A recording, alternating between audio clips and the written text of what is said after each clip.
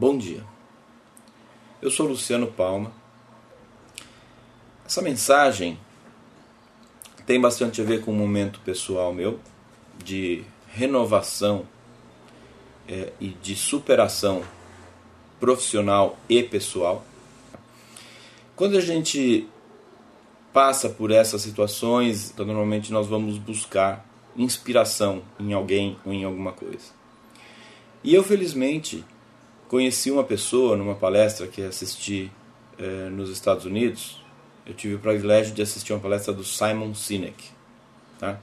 O Simon Sinek, ele inclusive tem uma dessas palestras no YouTube. Eu recomendo, o link está aí na tela, eu recomendo a todos que assistam, vale a pena. Tá? Que fala sobre o começar pelo porquê. Simon Sinek até mesmo escreveu um livro somente dedicado a esse tema, começar pelo porquê. E é sobre isso que eu quero falar com vocês. Tá? No dia dessa palestra eu conversei um pouco depois com o Simon e ele me deu um token de inspiração que eu guardo da mesma forma que eu guardo a mensagem que ele deixou, e eu gostaria de passar esse token para vocês através dessa mensagem. O que tem escrito nesse token é basicamente o tema da palestra do Simon, que é o que ele chama de Golden Circle, ou Círculo Dourado. É um círculo onde, no centro, você põe o porquê. Depois vem outras coisas que também são importantes, mas não tão importantes quanto o porquê, que são o como e que são o quê.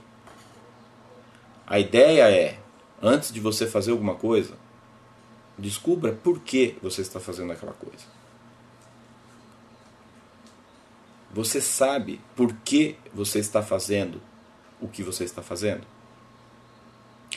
Para ilustrar um pouco isso, eu queria dividir com vocês duas histórias reais, duas histórias nas quais eu estive presente. Então, primeiro eu vou contar um caso real de 1988, onde o foco foi o quê? Né? O círculo mais periférico do Golden Circle. Né? Então, esse projeto de 88 nós começamos focando no o quê. Então, basicamente, eu e um amigo ainda na faculdade, esse foi o nosso primeiro projeto que podemos dizer comercial, que foi o primeiro projeto que nós ganhamos alguma coisa para fazer, porque uma pessoa se aproximou e disse, olha, eu preciso de um sistema para controlar o desconto de cheques. E nós falamos, tá bom, e como é esse sistema? E ele explicou, olha, eu troco o cheque, então a pessoa vem com um cheque pré-datado para 30, 60, 90 dias, eu tenho que ver o valor do cheque, negocio quanto eu vou pagar, obviamente um pouco menos, pago essa pessoa à vista e depois no dia do cheque, desconto o cheque e fico com o ágio em cima disso. E explicou o que a gente tinha que fazer. Nós trabalhamos lá 1, 2 semanas, né, para realizar esse projeto. Eu lembro até hoje que o resultado do projeto foi que nós dois compramos cada um modem de 1.200 baud para conectar os computadores. Conectar o meu no dele, não existia ainda a internet, pelo menos não para acesso público. Mas o ponto aí não é nem o resultado, a produtividade, nada disso. O ponto é, qual era o porquê desse projeto? Alguns vão falar assim, vocês queriam se conectar, vocês queriam... Não. O projeto nasceu de o quê? Uma pessoa se aproximou da gente e falou assim, eu quero que você faça isso para mim. Não interessava nem o como. O como, nós não paramos para pensar também. Foi feito em Clipper. Era a ferramenta que a gente conhecia. A gente pegou a ferramenta que a gente conhecia e fez. Nem questionamos o como. E muito menos o porquê. Hoje, se a gente for olhar o porquê desse projeto, ele não é de se orgulhar. Porque o porquê desse projeto é pegar uma pessoa que estava precisando de dinheiro e alguém que estava se aproveitando dessa situação.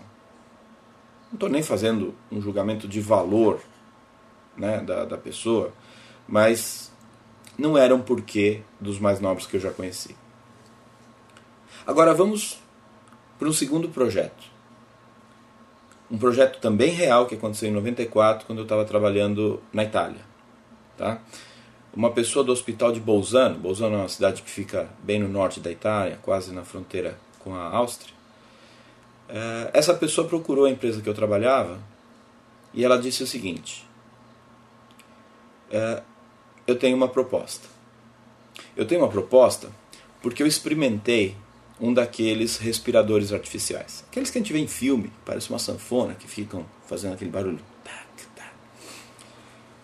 E aquilo é extremamente incômodo, porque aquilo não respira na velocidade do corpo do paciente. Aquilo impõe a velocidade de respiração para o corpo do paciente, que são pessoas obviamente doentes, alguns pacientes terminais, quem precisa de auxílio respiratório, não está conseguindo respirar sozinho.